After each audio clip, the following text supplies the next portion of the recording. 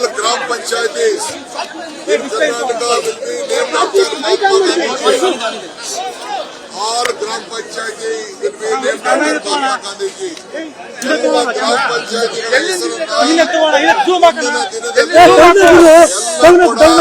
ಮಹಾತ್ಮ ಗಾಂಧೀಜಿ ಗ್ರಾಮ ಪಂಚಾಯತ್ ಅಂತೇಳಿ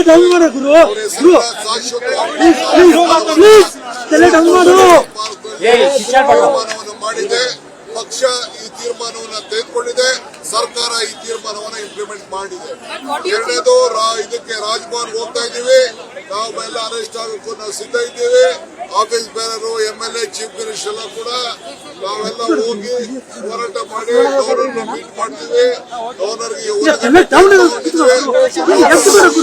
ವಾಪಸ್ ಸೆಂಟ್ರಲ್ ಗವರ್ಮೆಂಟ್ ಕಳಿಸಿ ಏನು ಒಂದು ಹೊಸ ಕಾಯ್ದೆನ ವಾಪಸ್ ತೆಗೆದು ಮನ್ರೇಗಾ ಕಾಯ್ದೆನ ವಾಪಸ್ ಜಾರಿ ತರಬೇಕು ಅಂತೇಳಿ ನಾವು ಹೋರಾಟವನ್ನು ನಾವು ಮಾಡ್ತಾ ಇದ್ದೀವಿ. We are meeting the governor. We are requesting to the governor. We want to get a governor. We wanted to request him to tell to their national government that this should be rolled back and Manrega should be into the force.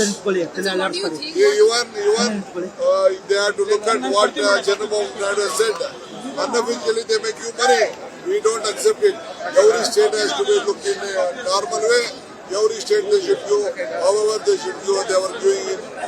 Manrega should be continued. But so what do you think, sir? Are they trying to burden the state governments by bringing in this? What's the agenda like for them?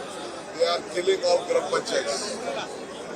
They are killing all Gram Panchayats. They are taking out the right of the Panchayats. Panchayats will have not known. ಪಂಚಾಯತಿಗಳ ಹಕ್ಕನ್ನ ಕಿತ್ಕೊಳ್ತಾ ಇದ್ದಾರೆ. ಉದ್ಯೋಗಿಸ್ತರ ಹಕ್ಕನ್ನ ಕಿತ್ಕೊಳ್ತಾ ಇದ್ದಾರೆ. ನಾವು ಈ ಬಡವರ ಪರವಾಗಿ ಹೋರಾಟವನ್ನು ನಾವು ಮಾಡ್ತೇವೆ, ಮುಂದುವರಿಸ್ತೇವೆ.